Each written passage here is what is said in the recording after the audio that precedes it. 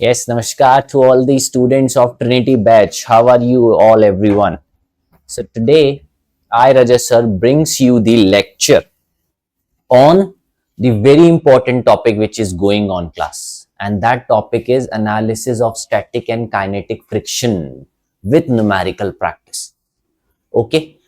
So this is a short video series in which we first understand the part, and this is part 2. तो मतलब हमने part 1 में आपके साथ पूरा डिस्कशन किया था, आप लोगों ने इसका पूरा रिस्पॉन्स दिया था और हमने पढ़ा था फ्रिक्शन का पार्ट, स्टैटिक काइनेटिक दोनों। और इससे पहले भी हमने फ्रिक्शन ही लिया था, स्टैटिक फ्रिक्शन। तो फ्रिक्शन को हमने इतना पार्ट्स में डिवाइड इसीलिए किया है क्योंकि टॉपिक डिफिकल्ट लगता है, उसके वेरियस केसेस हैं, उस सारे केसेस को हमने बहुत इजीली आइडेंटिफाई कर लिया था। क्या ठीक है, गुड। स्टार्ट कर दे, आज की क्लास स्टार्ट कर दे। तो मेन है कि हम कंसाइज पढ़ें, टू द पॉइंट पढ़ें और वो केसेस कर लें या वो कंसेप्ट समझ लें जो कि डायरेक्टली हमारे जेई में हमें मिलने वाले हैं। Fine, shall we start? कर दे बच्चों, स्टार्ट कर दे। तो आ जाओ, देखो आ जाओ, स्टार्ट कर रहे हैं। पहले जरा सा समझना पड़ेगा ना, थोड़ा सा कंसेप्ट को लेना पड़ेगा। और वो कंसेप्ट क्या है, टुडेज एजेंडा क्या है? सर हमने एक बात समझी है और वो समझ में हमारे आ गई थी। वो बात ये कहती थी कि जो फ्रिक्शन है वो क्या है सर? वो एक फोर्स है, डेफिनेटली कॉन्टैक्ट फोर्स है, which comes into play when body, क्या कहा था, टेंड्स टू मूव और actually move, tends to move और एक्चुअली मूव। दो बातें थी, या तो कोशिश करेगा या एक्चुअली चलेगा, या तो कोशिश करेगा या एक्चुअली चलेगा। ठीक है सर, मान लिया। अब टेंड्स टू मूव मतलब था स्टैटिक फ्रिक्शन, याद है? टेंड्स टू मूव का मतलब था हमारा स्टैटिक फ्रिक्शन। और जब एक्चुअली मूव कर रहा है तो हमने उसको नाम क्या दिया था? हमने नाम दिया था kinetic friction. Okay, good to go. ठीक है सर, ये दोनों बातें हमने उसमें कवर अप की। स्टैटिक फ्रिक्शन को हमने किससे दिखाया था? लेट्स से म्यू एस से। और काइनेटिक को किससे दिखाया था? ये क्या था, कोफिशिएंट था कि नहीं था इसका? और हमने ये बात कह दी थी कि म्यू एस बड़ा होगा म्यू के से, ग्राफ भी बनाया था।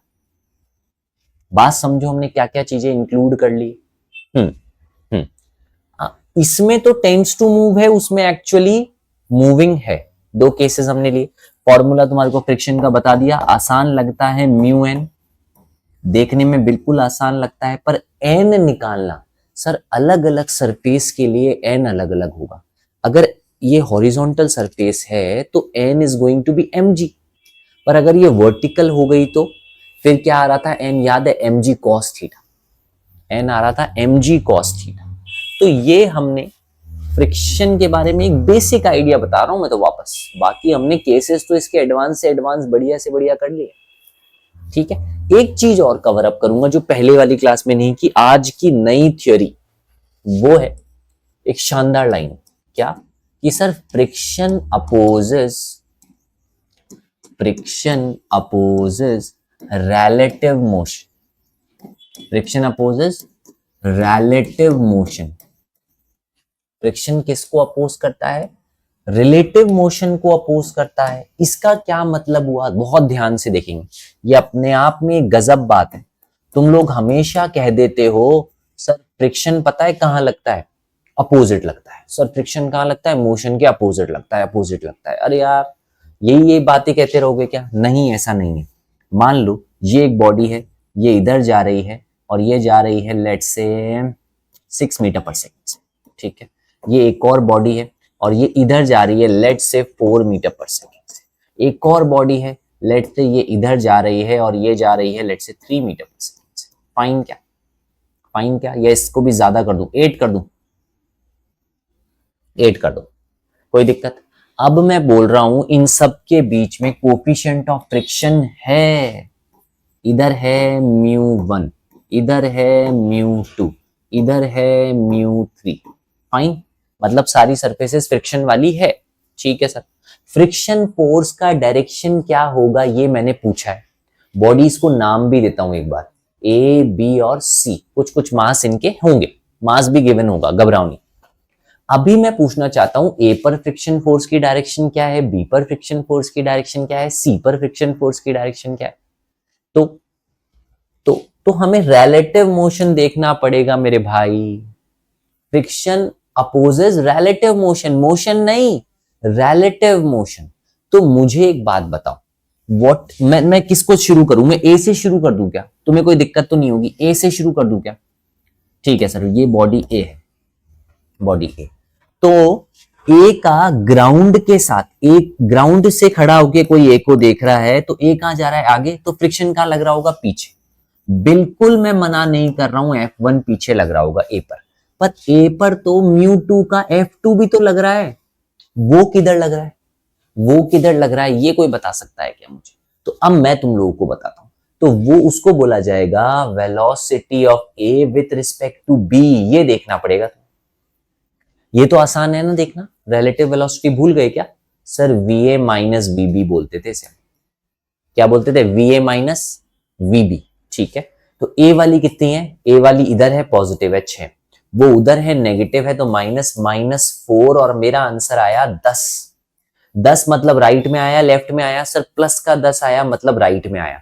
तो फ्रिक्शन रिलेटिव मोशन को अपोज करेगा, तो फ्रिक्शन ए के ऊपर इधर लगेगा, कौन, F2। क्या गजब बात लिख दी है मैंने। फ्रिक्शन फोर्स मैं मान रहा हूं ग्राउंड के हिसाब से ए पे इधर लग रहा है, पर बी के हिसाब से भी ए पर फ्रिक्शन इधर ही लग रहा है।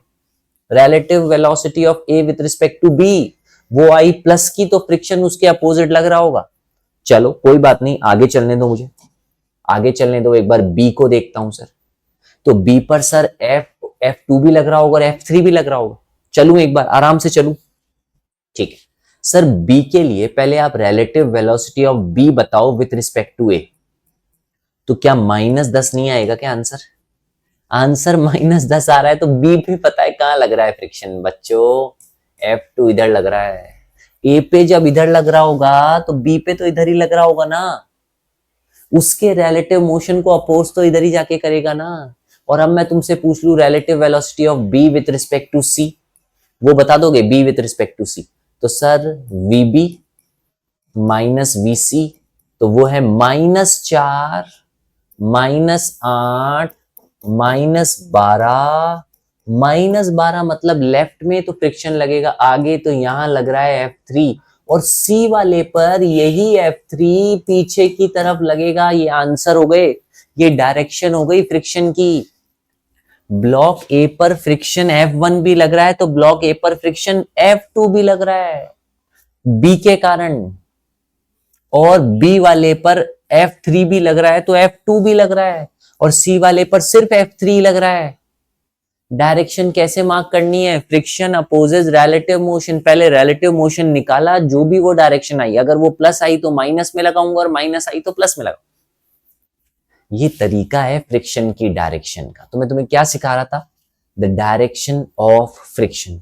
कोई भी कैसा भी क्वेश्चन दे दो मुझे, यहां पर वैल्यूज आप लोग चाहे चेंज कर दो, मैं हर केस में बता सकता हूं कि फ्रिक्शन का डायरेक्शन कहां होगा। बात समझे हो, बात समझे हो तुम लोग, बिल्कुल समझे हो। तो अब आगे आ जाओ, कुछ क्वेश्चंस हम करते हैं, क्या कैसा आता है देखते हैं। Sir the coefficient of friction between the block and the horizontal surface is mu, दिख रहा है? फिगर ए दिख रहा है जिसमें फोर्स हमने राइट में लगाया, फिगर बी दिख रहा है जिसमें फोर्स हमने एंगल पे लगाया। चलो अच्छी बात है, with the vertical.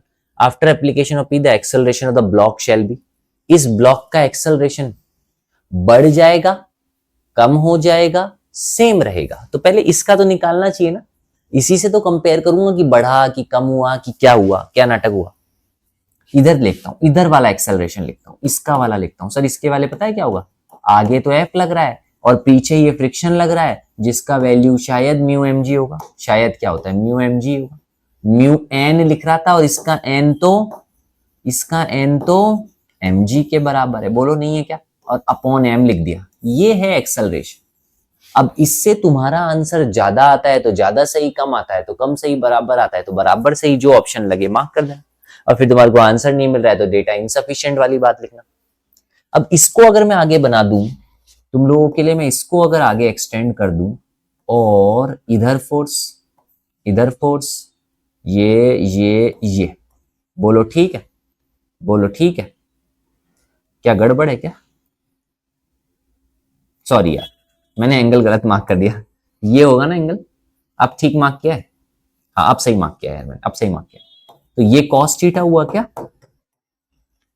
Sorry sorry F नहीं, सॉरी एफ नहीं, P, sorry P cos theta हुआ क्या, और ये पी साइन थीटा हुआ क्या क्लास, देख लो बहुत आराम से।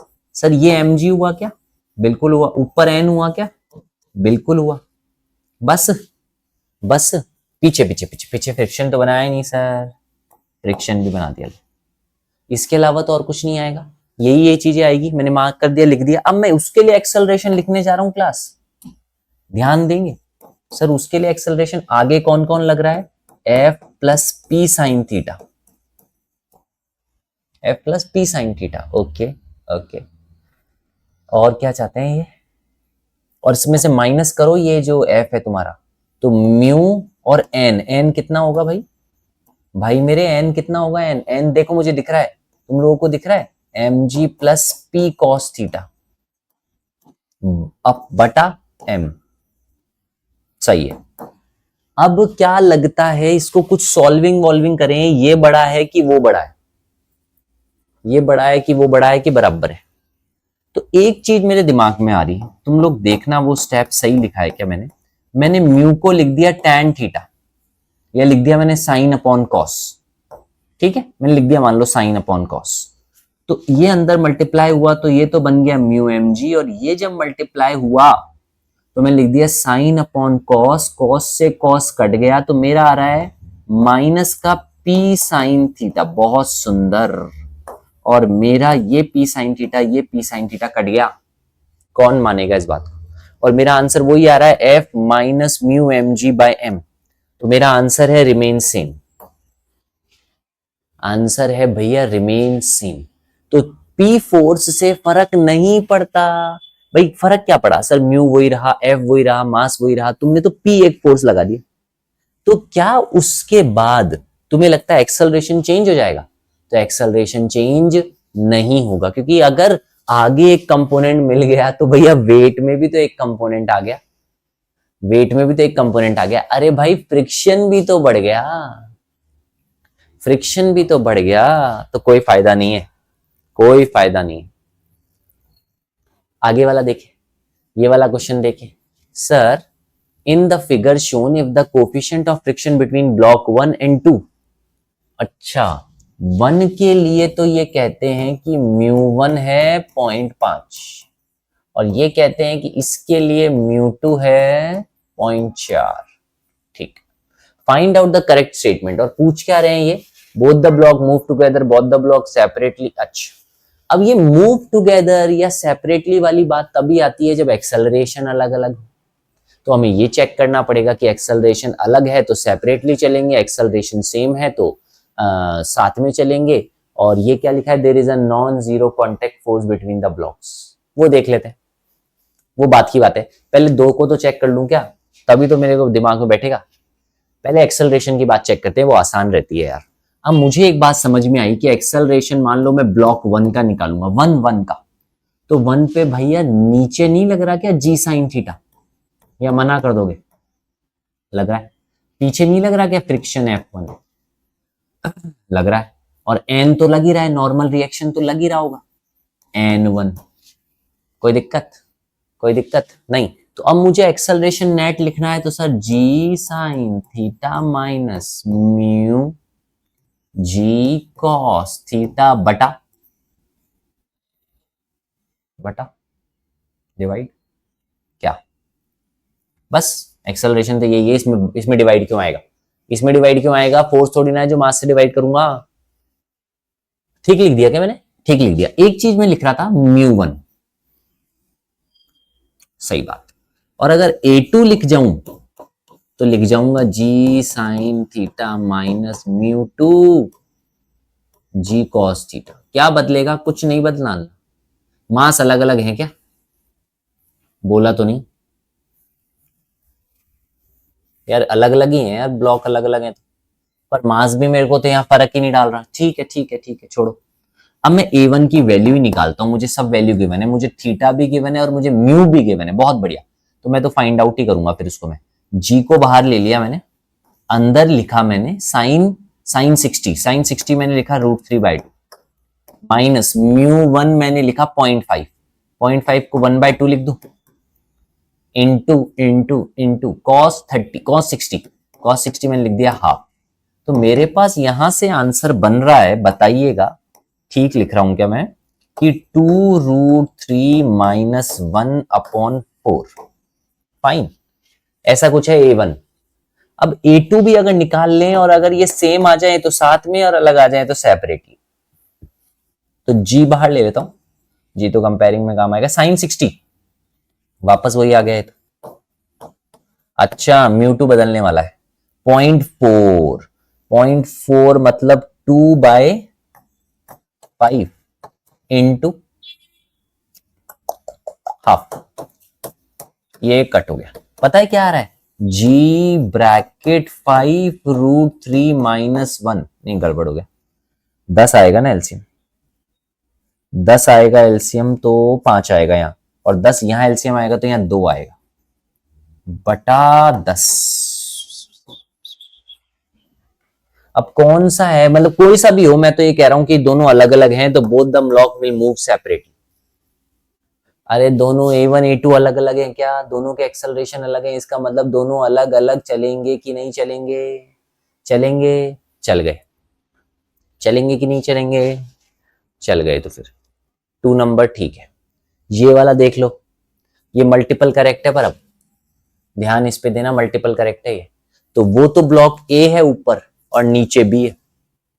अब A पे धक्का दिया तो देखो ये क्या कह रहे हैं, there is a friction between A and B, A and B के बीच में एक फ्रिक्शन है, मान लेता हूं म्यू।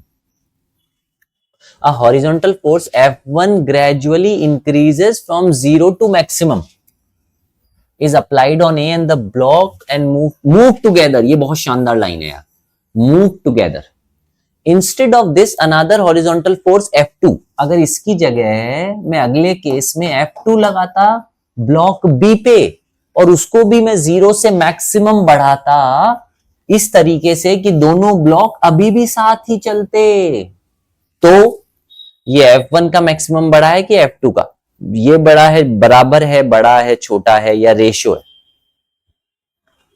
तो मुद्दे की बात ये मुझे लग समझ में आ रही है कि दोनों साथ चल रहे हैं, मतलब दोनों का एक्सेलरेशन सेम है क्या।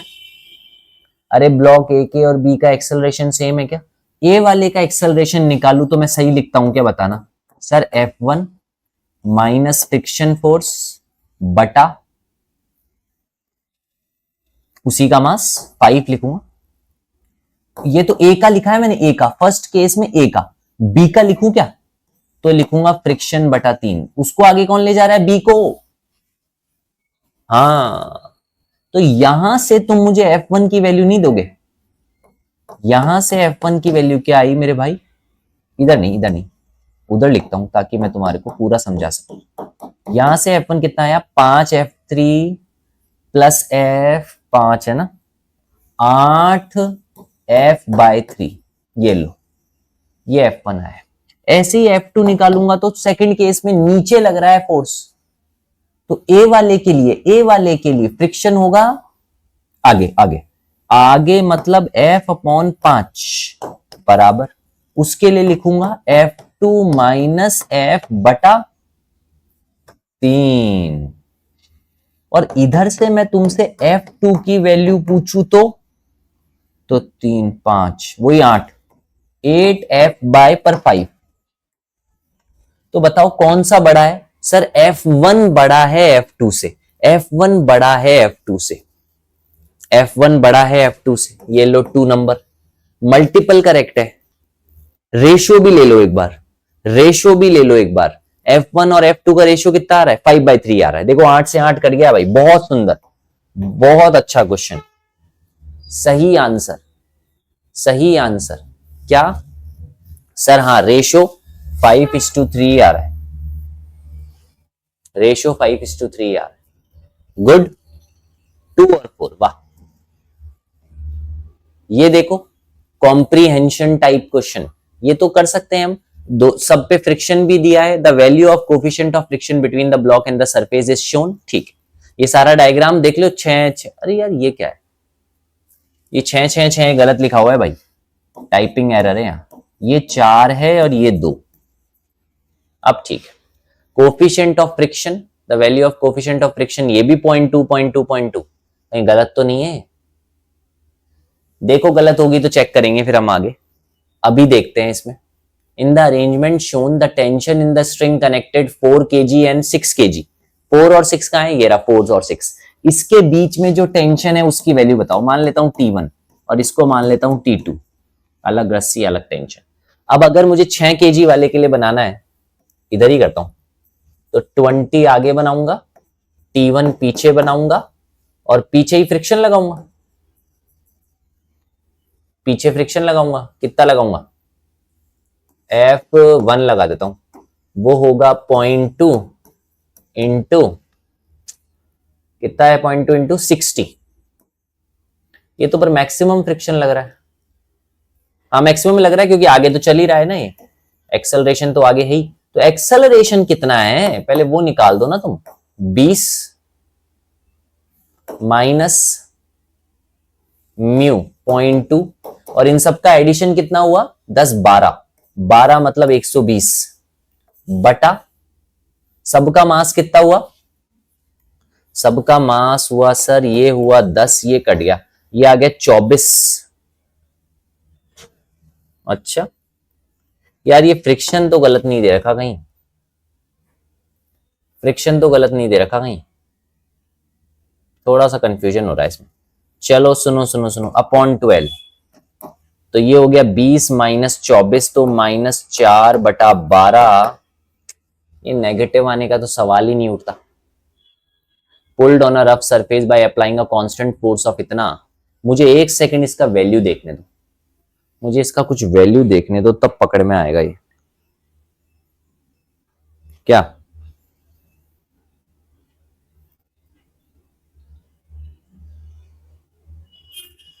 एक सेकंड रुकना, देखो हमें पहले ये पता होना चाहिए। अब इसका पार्ट कहां है,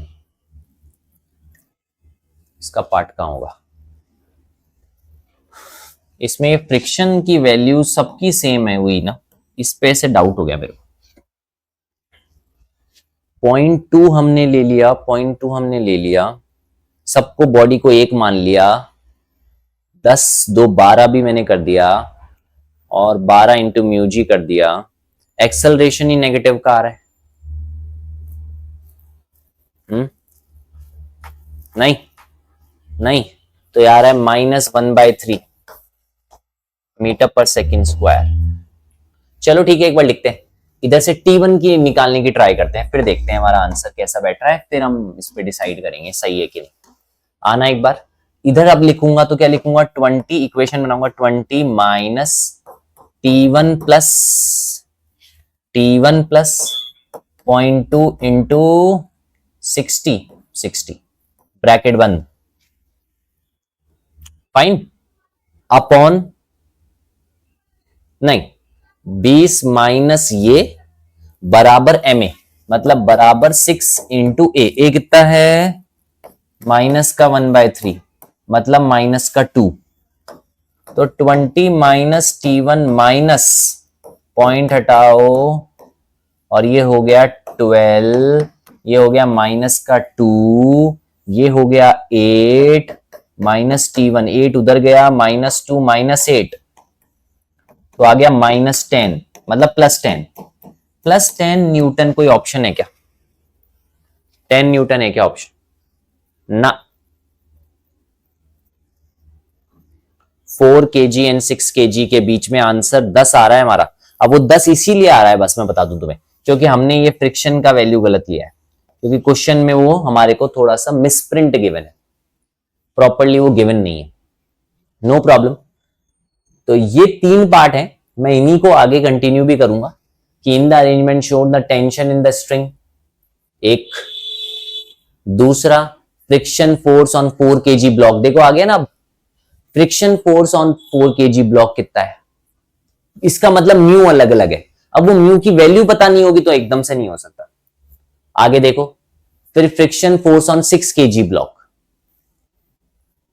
तो इसको हम कवर अप करेंगे, इसको हम कवर अप करेंगे नेक्स्ट क्लास में। इस क्वेश्चन को ढंग से टाइप करा के लाएंगे, पर फ्रिक्शन के बाकी क्वेश्चंस हमने बहुत अच्छे से कर लिए। जो पुराने सारे क्वेश्चंस हैं वो अच्छे से करा दिए हैं तुम्हें, और ये सारा पॉइंट पढ़ा दिया है। ठीक है, ready, done, okay everyone, thank you, bye.